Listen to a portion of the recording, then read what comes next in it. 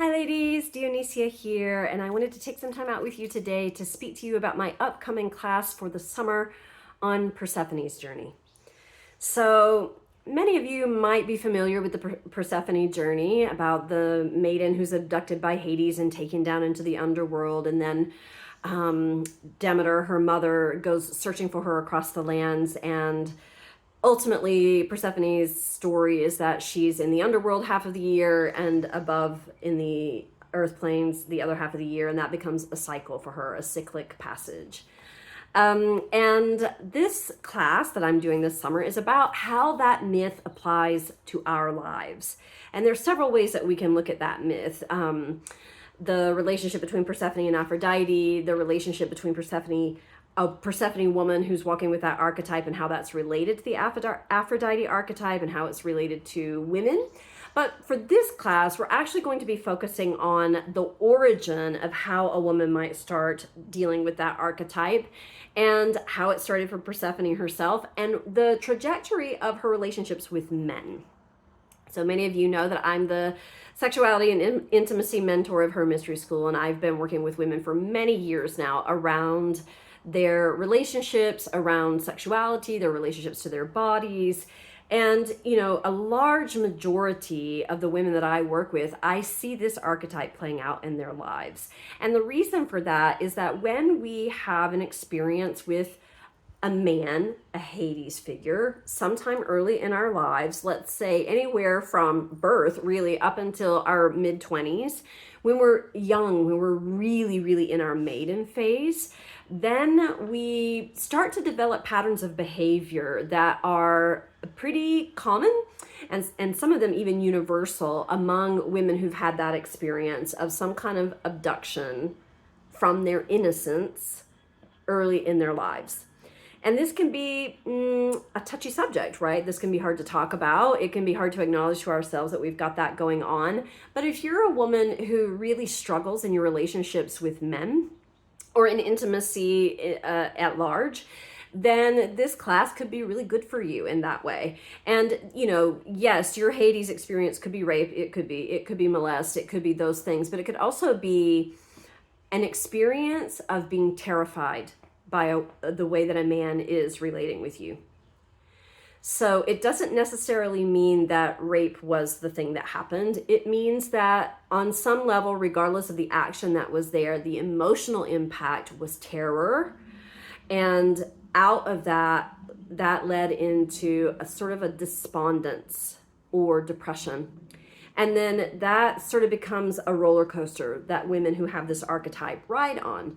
And there's this desire to be really close in intimacy, and also patterns of behavior that prevent us from really having that closeness, and that also keep us choosing the wrong kinds of men over and over again. So those are some of the things that are universal to this behavior pattern and to a woman who's dealing with this archetype. So what does that mean to be dealing with an archetype?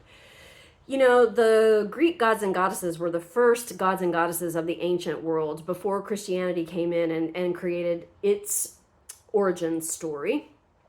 Predating that, there were many spiritual traditions on the planet, all of whom were the ways that people looked to understand the energies of life and the cycles of life. And the Greek pantheon, the gods and goddesses of the Greek pantheon, were the first to be completely humanoid in form. If you look at Hinduism or the Egyptian Nitaru, you see that they're part human, part animal in all of those realms of gods and goddesses, and that was common in the ancient world. So to have a pantheon of gods and goddesses that look like us was huge, and it still is huge in the psyche of humanity. So this class is not about your religious background or your spiritual preferences so much as it is about understanding that archetypal energies are the kinds of things that we can see play out in people at large in a universal kind of way. In the chakra system, most of us know about the 7 chakras, and we practice within that chakra system, but the chakra system actually goes on beyond the 7. And right above the crown chakra is the realm of the archetypes, such that they're actually really close in.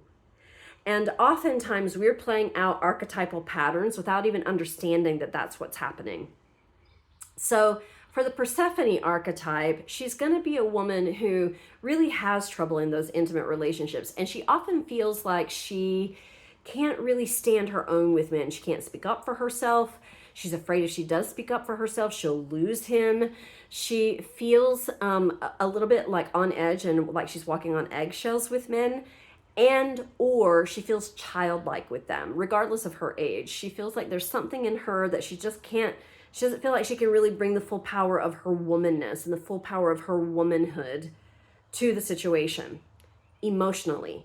Now this is different than a woman who feels really empowered sexually and like she can really, you know, she's the seductress and she knows how to move energy with men and she knows how to bend them to her. That leans into the shadow side of Aphrodite. And again, there's a very distinct connection between Persephone and Aphrodite.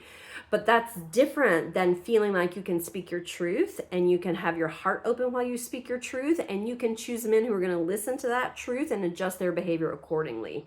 And that you get to co-create a relationship where there's this beautiful flow dynamic between your femininity and his masculinity, and that both people have a giving energy in the relationship.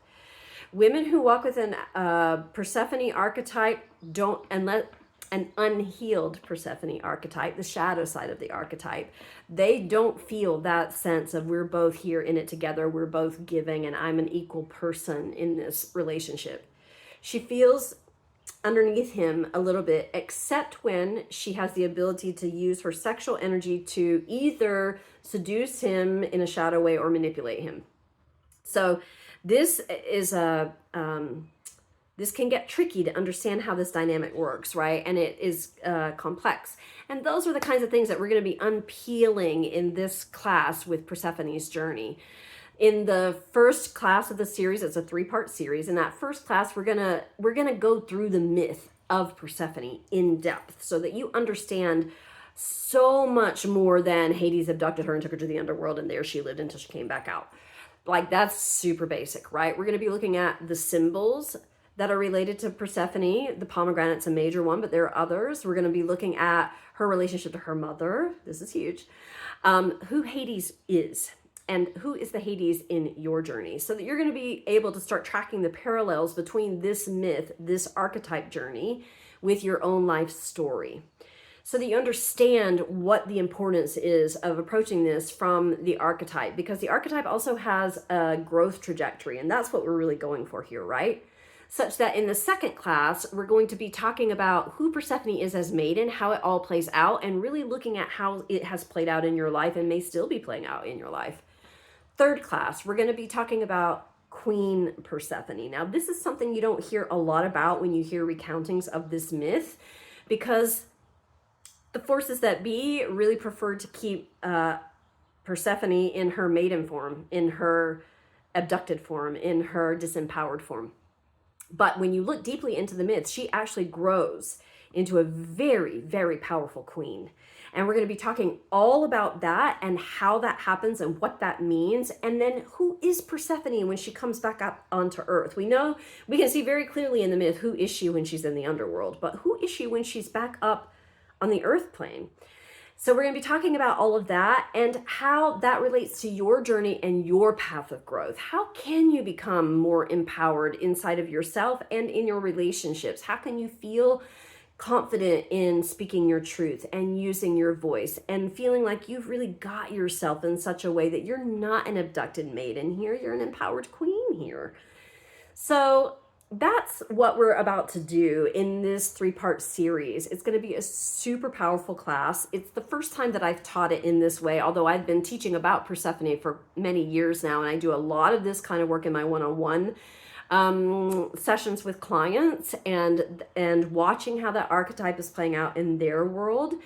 So I just thought, because I see it so frequently and there's so many universal themes in it, that having a class where you can come and really immerse yourself in that teaching and understand that archetypal journey can really be beneficial to so many more women than I can see one-on-one.